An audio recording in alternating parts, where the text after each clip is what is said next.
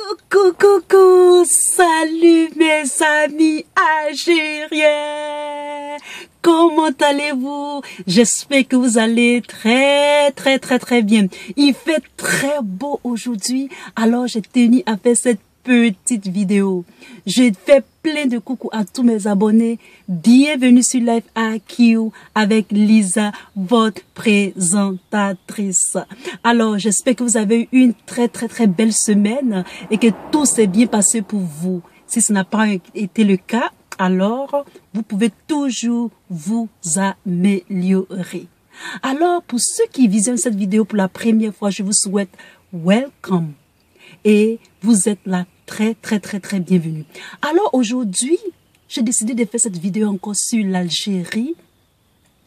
Vous savez que toujours nous sommes dans la promotion des pays, de tout ce qui est bien, de tout ce qui donne la paix dans le cœur, la paix pour mieux travailler, pour mieux améliorer tout ce qui se passe en Afrique. Alors aujourd'hui, j'ai décidé de faire une vidéo sur l'Algérie encore une fois de plus et j'ai intitulé ce petit speech, cette petite allocution sur l'économie rentière de l'Algérie, sinon l'économie rentière de l'Algérie.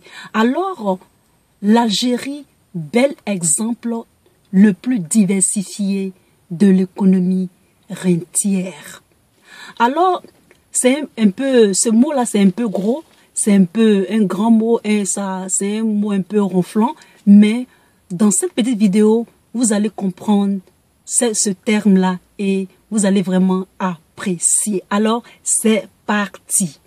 Alors, qu'est-ce que c'est que une économie de rente ou bien un état de rente ou un rentier? On va aller doucement.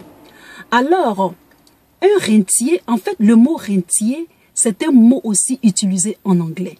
Rent, le rent en anglais, c'est par exemple payer un loyer à quelqu'un ou surtout payer un loyer, payer quelque chose à quelqu'un. Donc, un rentier, c'est celui qui verse un rent, c'est-à-dire une personne qui ne travaille pas, d'accord, mais qui vit sur son capital. Alors, un état de rente, une économie de rente, en un simple mot, voilà le cas de l'Algérie. Il faut savoir que l'Algérie a son sous-sol qui est très riche et qui reçoit des bénéfices sur sa production en hydrocarbures. De par son histoire, c'est-à-dire précoloniale, pendant la colonisation, post-coloniale, l'Algérie constitue jusqu'à maintenant l'un des plus bels exemples de diversification de l'économie de rente, c'est-à-dire de l'économie rentière. Il faut savoir que dans sa révolution, l'Algérie s'est constituée comme un leader de mouvement de libération tiers-mondiste. La découverte de son sous-sol riche en pétrole lui procure une certaine aisance, les éléments économiques pour un rôle de stratégie de l'investissement étatique de rente. Elle a su toujours garder son potentiel de savoir-faire qui se prête à d'autres stratégies de développement les plus efficaces. Alors, si vous voyez que souvent l'Algérie est ce qu'elle est, c'est son sol qui est si béni par ses hydrocarbures. L'Algérie, dans notre Afrique, est l'un des cas rentiers à dimension historique vraiment exceptionnelle. Ainsi, elle entre dans l'économie mondiale, alors celle-ci dominée par l'expansion des puissances capitalistes depuis le 19e siècle. Il faut savoir que l'Algérie bénéficie de, en tout cas c'est une exception et cela démontre que l'Algérie peut se maintenir dans un certain niveau, au niveau mondial, quand il s'agit de tout ce qui est échange de sous-sol à l'international. Il faut savoir que pour cela, la Banque mondiale, dans son rapport global pour la région de Mina,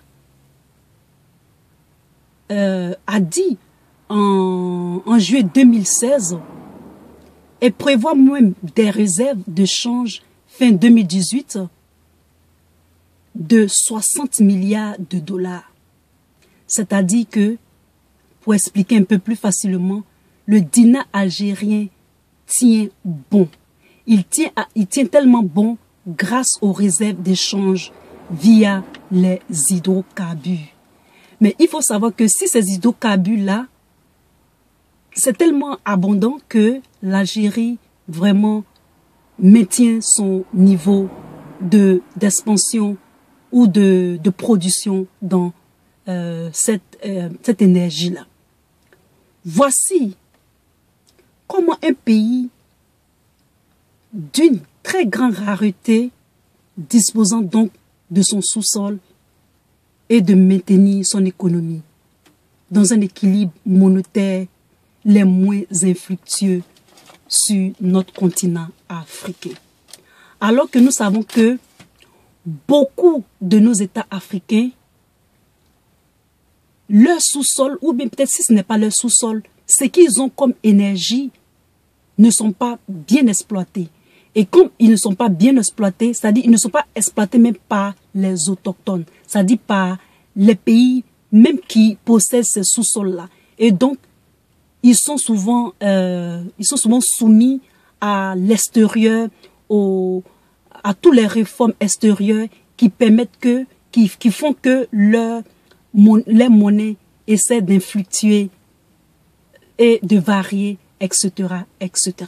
Si vous avez aimé cette petite vidéo sur l'économie de l'Algérie, mettez un temps pour votre Lisa.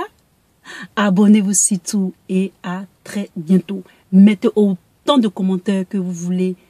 Et dites-moi aussi, après l'hydrocarbure, est-ce qu'il y a d'autres sources d'énergie en Algérie? Si vous pouvez mettre des commentaires, je vous aime et abonnez-vous surtout. Bye. Bye bye.